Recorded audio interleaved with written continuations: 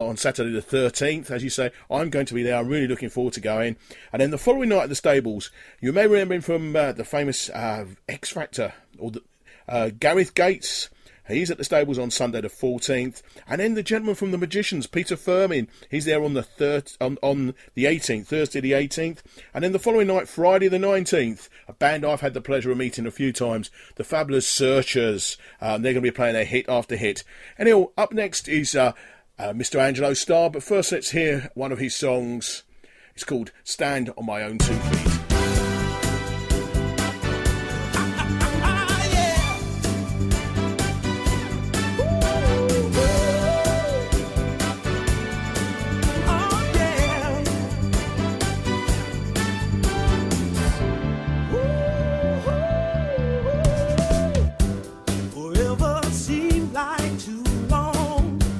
Before I met you, I tried so hard to be strong, too many nights in front of the two. But now it's so much better than being alone. I am the words on the page, girl, and you are my song. And I can't help being happy for the rest of my day. And I can't help feeling good, girl, when you treat me right in so many ways. 'Cause it's you, girl, you are the reason I can stand on my own 2 feet. You're my time, girl, and you are my season. And you make my life complete. Stand on my own 2 feet. Yes, you do, girl. Just one touch of your hand. It only takes one look in your eyes. Gives me the strength to keep on. Don't even have to justify. And I can't stop telling the whole world. Wanna shout it from the mountain high. Tell the people that you're my girl. Feels so right, I gotta testify. It's you, girl, you are the reason I can stand on my own 2 feet. You're my time, girl, and you are my season. And you made my life complete. Stand on my own 2 feet. What you do to me, woo! In the days long before your kiss, I was lonely, so lonely, and I didn't wanna feel like this. Didn't wanna feel like this. And I can't help being a preacher, 'cause your love's so good, I'm spreading the word. I'm a pupil and you are my teacher. Life without you would just be absurd, 'cause you know that it's you, girl, you are the reason I stand on my own 2 feet. You're my time, girl, you are my season, and you make my life complete. Stand on my own 2 feet. Stand standing strong, standing on my own 2 feet. 'Cause of you, girl, make my life. So close the door behind you. Hi, I am your host, Jimmy James Jones, and I am giving away 2 VIP tickets to the final show of Spotlight, where you will get backstage access, VIP seats, and a chance to meet and greet X Factor semi-finalist Rough Copy. For your chance to win, go to newmoneyrecordings.com and enter your name into the prize draw. Winners will be announced when voting for the competition closes. Go online for more details, and you get a chance to meet me too. So good luck! I'm never gonna shut you out. Everywhere we're looking out, I'm surrounded by your embrace. Baby, Seclo Sounds is based at the Old Rectory, the home of our studio partner Interaction MK. They've been bringing arts to life in Milton Keynes for over 35 years. They use the arts to improve the life chances of disabled people and others in challenging circumstances through shared creative activity. These programs help participants to develop creative, personal and social skills. You can visit them at www.interactionmk.org.uk. My second guest on the show, we've just heard him, his song called Stand on My Own 2 Feet. It's the fabulous Angelo Starr. Good morning, Angelo. Good morning, Terry. How are you? I'm very, very good. I mean, I bet you've been trying to get away from the thing about, you're Edwin Starr's brother for years. No, why would you want to get away from something like that? It's been a great journey for me as a musician and as an artist to have had such royal heritage. So for me, it's a great thing, and that's separate and apart from the fact that he was just a great brother as well. But I would never want to get away from that. So. No, that's good. I've told the story a few times on the show, so I won't mention it again. How I met your brother, and he was a fabulous man. So I did actually meet up with him, and he was a lovely man. But, I mean, how did your career start in the music business? Well, it's really strange because, as a young man growing up in America, within our school system, we had music, the opportunity to perform music or to learn an instrument or whatever it is. And one of the things that happened for me personally was that I was selected to be a string player, a violinist. So I started learning how to play violin, and that wasn't the coolest of instruments when you're very, very young. but ultimately, I progressed from that and went on to playing guitar. I think Edwin bought me my first guitar when he was in Detroit, signed to Motown. Mm-hmm. And growing up in that kind of environment, it was inevitable that ultimately I'd at some point do something musical, I guess. Even though I didn't realize it at the time, I tried to do other things, but music kept drawing me back. Mm-hmm. So, that was how I got involved in the music. I started playing violin, went on to guitar and trumpet as I got a little older. And, not knowing that you can't do something is a great way of actually giving it a go. So I tried several things along the way, including saxophone and piano or whatever it is. But the one good thing you do, having done that, is develop an appreciation for what everyone has to do to make music sound good. So that ultimately brought me into songwriting. I came to England to do some writing with Edwin back in the late 80s, early 90s.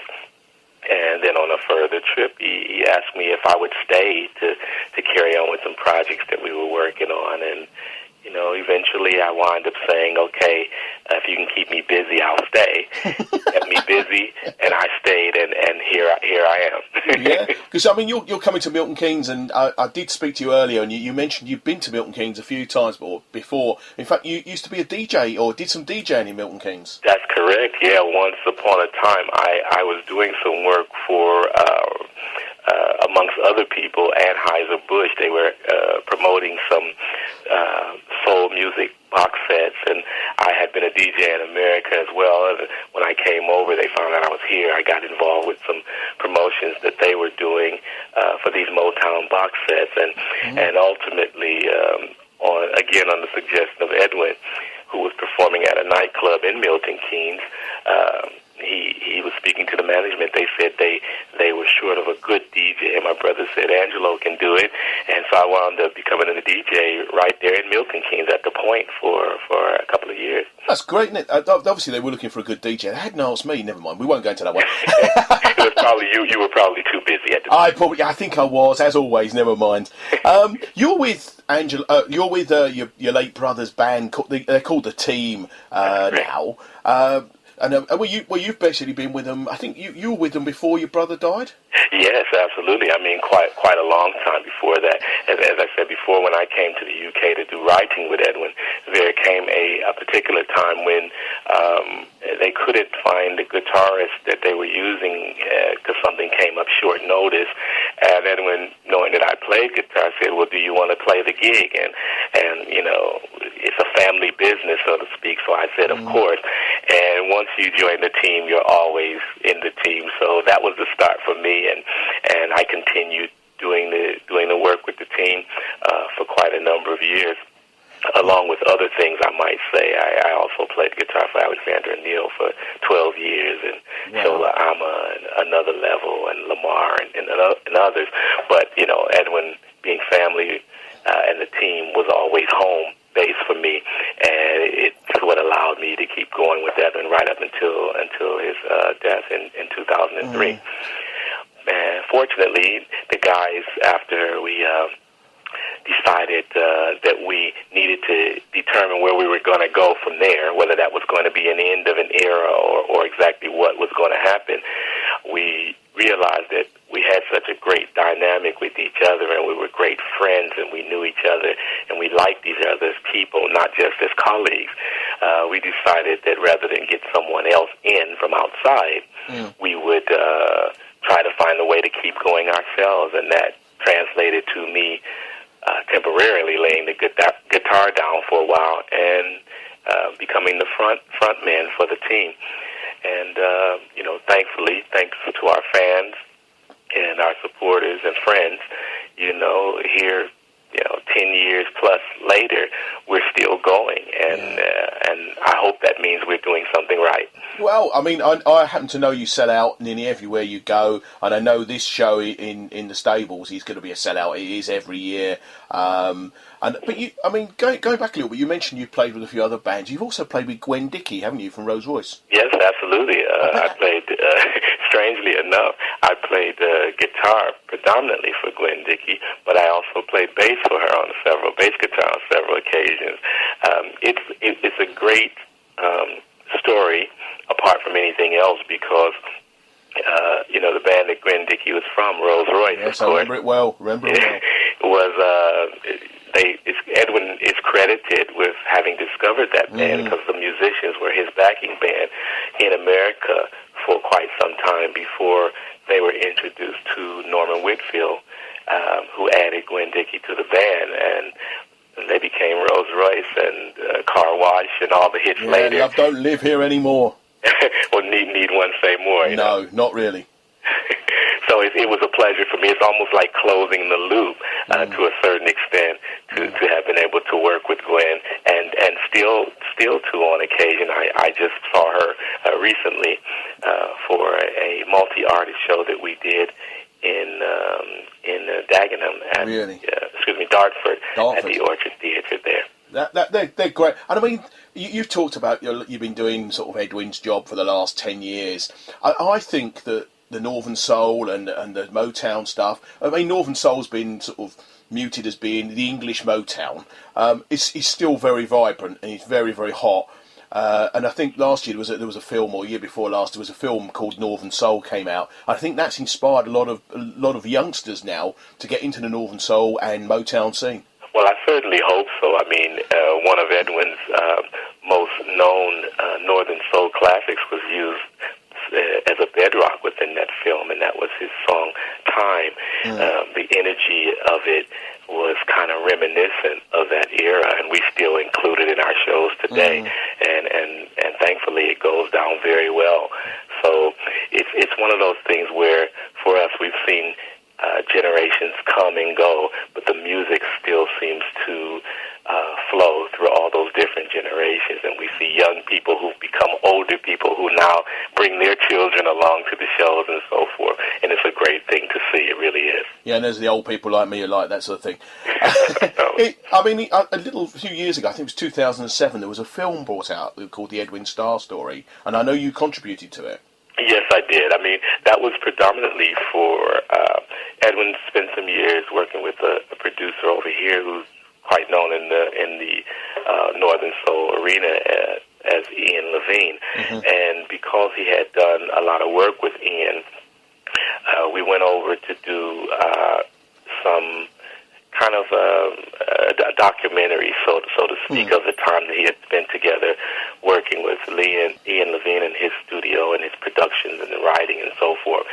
And ironically, as a part of that conversation that we had, which eventually became the Edwin Starr Story DVD, Ian heard me sing something, one of Edwin's tunes or a song of some kind, and recognized the similarities in the voice between Edwin and I in a certain region, and was prompted to do some recording with me as well. And in fact, the first song that we did